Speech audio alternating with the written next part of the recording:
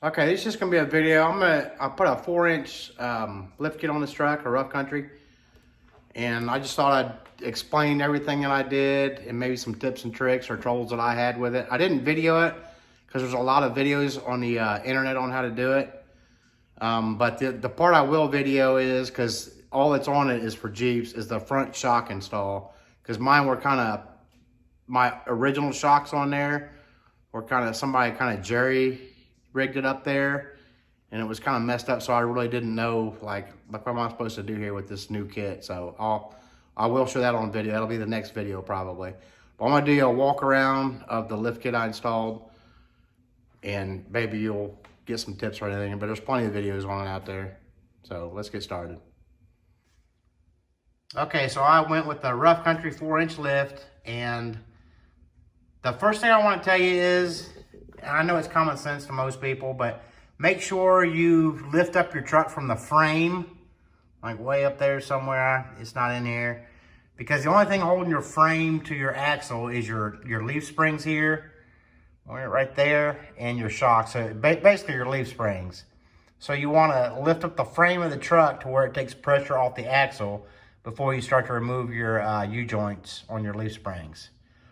So that being said, first trouble I had, and I know it's common sense to most people, is I did one side. I did this side first.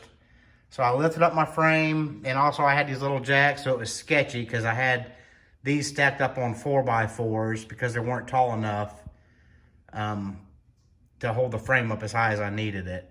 So a buddy of mine lent me his jack stands. I'll show you, those are really nice, and those were tall enough. But so make sure you have the right jack stand so you're not doing anything sketchy like I was doing. But anyway, where was I? Oh, so I started on this side and jacked up the frame, lowered my axle down almost to where the drum was hitting the floor, and took my old springs and everything out. The first thing you're gonna do is take your shocks out. You don't even have to jack up anything for that. You can just take them out. Your leaf springs will hold the truck up. So first thing, take your old shocks out, and do both sides at the same time. So where I messed up is I did this side first. So the axle was down, like tilting like this, and then my frame was way up, and I got the old spring out with no issues. But when I was putting a new one in, I couldn't line up the pinhole to the axle because it was cockeyed. And like I said, it's common sense to most people, but I couldn't line up for the life of me trying to figure. So I tried putting the pin into the axle first, and then trying to line up my shackles. And then I mounted up to my shackles first, tried to line up the pinhole. Nothing was working, and yes, I don't know, I finally figured it out. The axles kind of can't be cockeyed, your pin's never gonna line up. So doing both at the same time, lower your axle and everything, and it'll go with no issues. I think that's all I have on that. I'll show you some other issues. I haven't hooked up my brake lines or anything yet because I got new brake lines and everything for it. But so stand by and we'll go over the next, not issue with it, but. Okay, so real quick, these are the jack stands I used. They're 3 tons. I think I've got them with O'Reilly's. Plenty enough for weight-wise. It's just they don't go tall enough.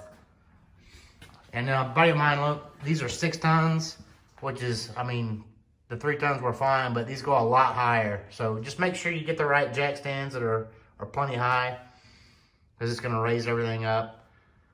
And then, okay, so doing the rear leaf springs. Stay.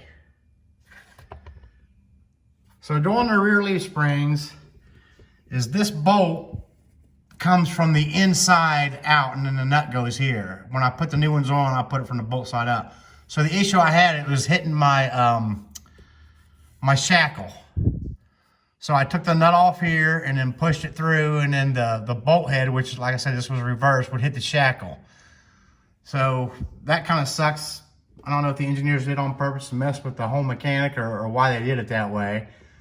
So I decided, well, I just popped the whole thing off the shackle. But this bolt is seized up in there, and it's not gonna move. I'd have to cut it out to get it out.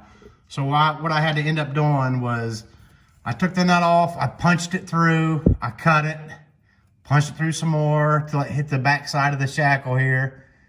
Cut, or the hanger, shackle hanger, whatever you call it. I think I had to cut it 3 times. I had to do it on both sides. So, like I said, I don't know why they did it that way, but if you can take off if you can take it off shack-wise, if it's not seized up in there, which mine was, then that's what you're gonna have to do. So that was another issue I had. The front, everything went okay. The shocks, no problem. Why do I have new?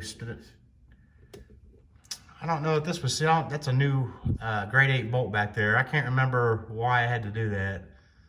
I don't know if I had to cut that out, if it was seized, I don't remember. I know I did the front. So the main thing for the back is, and the front, make sure you do both sides at the same time. So I think that covers that. And like I said, I got new brake lines, so that's why I haven't hooked any of that stuff back up. And I'm putting a disc brake conversion kit back here. So let's go to the front. Okay, so I got this side done for the front. Let me show you my first I'll go over the shock with you. So I'm gonna do a video. I was on a roll this night and I got all this done, and I could have done the other side with the shock too, but I didn't because I wanted to do a video on it because mine was set up. So I had to cut it, but here's the way mine was set up. This is my top shock bolt, and I've repurposed some of the washers in here. It went to about right there to fill up the space in there. And so I didn't have any reference what to go off of on how to put the new shock on or how it gets set up, because somebody had put just a ton of washers in there for spacers. So I think I figured it out, and I'll give you an up close on this. But I am going to do a video. I don't know if that, if this boot here is on right, because it's cone shaped, so I don't know which end went where. But I will do a video on how to, on how to do the front shocks, because all the videos are for a Jeep. So the issue I had with the front is, again, this leaf spring bolt is reversed. So I had to drop my header. I had to disconnect the header from the exhaust and move my exhaust over to push it out. And I put it in reverse. I don't think it should make a difference, I wouldn't think. But like I said, the nut was on this side, and the head of the bolt that's right here was on that side. So when you took the nut off and pushed it through, it would hit your exhaust. And I don't know if you have stock exhaust manifolds, if that's gonna make a difference or not, but that's what I had to do. Disconnected my header from the exhaust to be able to push it through, and then I just reversed it when I put it on. And then let's see. Okay, on the front on both sides, my bolt was seized. So let me show you how I did that. Oh, I forgot something in the back too, so I'll go back and show you which way they go in. So on these, the bolts are different sizes. I think the small one goes in the rear, but yeah, so when you do that, the small end goes, it's a 7/16 bolt, and that's a 9/16 bolt. That's not the socket size, that's the size of the bolt. So the small one goes in the back. You won't be able to put the big one through the small opening on the leaf spring. So you can't get it wrong, basically, because it won't fit through there. The rear is the same size both directions, and that's what I forgot to tell you guys. I'll show you how to know which way you put your leaf springs on. So where was I? Oh yeah, so these were seized in the actual spring, the bushing in the spring, and there's just no getting those out. So the way I did it was, on my old one, and I'll show you here real quick before we get underneath there. I think I got my spring over here. Yeah, you can see it seized in there, so I had to cut it.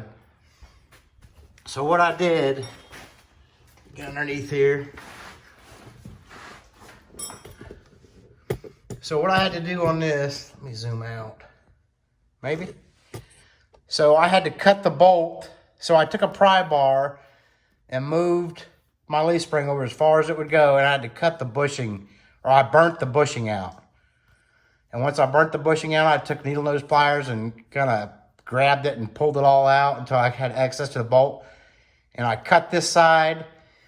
And after I did that, I took a pry bar and moved the leaf spring over as far as I could that way. I burned as much as I could of the bushing out.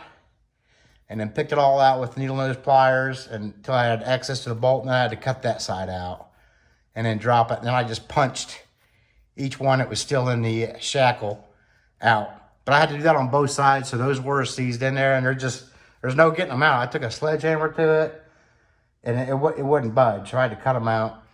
So on these grade 8 bolts, when you cut them out, you'll go through some cutting wheels. But that's what I had to do. Now let me go show you the back on which way to put those in. Okay, so on the back here, we're looking at the passenger side. This wedge on the bottom of your leaf spring pack, the thick end goes towards the rear. I don't know if you can see. Let me try to get this flashlight up here so we can see the front. You see how it's kind of wedged? The thick end goes towards the rear. To me, it seems like it would be the opposite after you lift it. I don't know, but that's the way it goes. It actually says that in the directions. I just missed it like more than a few times. I don't know why. I finally saw it. A buddy of mine was over here. We were talking about it, and I happened to see it in there. And then he's like, well, yeah, that makes sense if the wedge is in the back if it's lifted. And to me, it was just the opposite, but that's the way it goes. Thick end of that bottom wedge goes in the back, thin end towards the front. That's for your rear. And like I said, the bolt size is up here. Well, you can't see it from here, but the bolt sizes are 2 different sizes, so you kind of can't get that wrong. I think that's pretty much it. I appreciate you watching. If you have any questions, leave them in the comments, and I will try to answer them. In the next video, we'll be putting that passenger side shock on, so I can show you how to set it up from the kit. In case you don't already know, yours might have been normal taken off, but mine were rigged up with washers and stuff, which wasn't right, but I think I got it right, but I'll show you how to do that. That'll be the next video. Thank you. Okay, I didn't want to disappoint you with not having a one more thing segment, which every one of my videos have, it seems like. I forgot something. So one more thing is on the steering arm on the driver's side. Let me explain that to you. Okay, I mentioned this in my update video. Here's a steering arm on the old steering knuckle. I could not get this thing off. So I mentioned it in my update video that I tried heat on it. PB blaster, let it soak up to 2 weeks, spraying it every day. Put over 300 hammer strikes on that thing, I'll bet, with a sledgehammer. It would not come off, so I bought new knuckles. The good thing about my new knuckles are, if I decide to go with crossover steering, I believe it's already set up for that. So with this thing, like I said in the update video, the consensus is put your purse down and hit it, right? And I did that. And hit it and hit it and hit it. I put heat on it. MAP gas, which is the hottest thing I had. I don't have a cutting torch or anything, but I could not get that thing off. So if you get a 4-inch lift kit or higher, I believe you need a higher steering arm, which comes with the kit, and I've got it in the back of the truck. So I got nothing for you on that. Those cone washers were seized on there. I tried putting a screwdriver in there and putting pressure on it while I hammered it. I tried pounding them out. I put a nut on the, just to take the studs out. Wouldn't budge with a breaker bar on there and a pipe on the breaker bar. I couldn't get it off, so I don't know what to tell you about that stupid steering arm. This truck's a 76. I'm sure it's been on there since 76. So I just got new steering knuckles. Said to heck with it. And like I said, they are set up for crossover steering if I decide to go that route. We'll see once I get this truck done how it does. But anyway, that's my one more thing for this video. Thanks again for watching.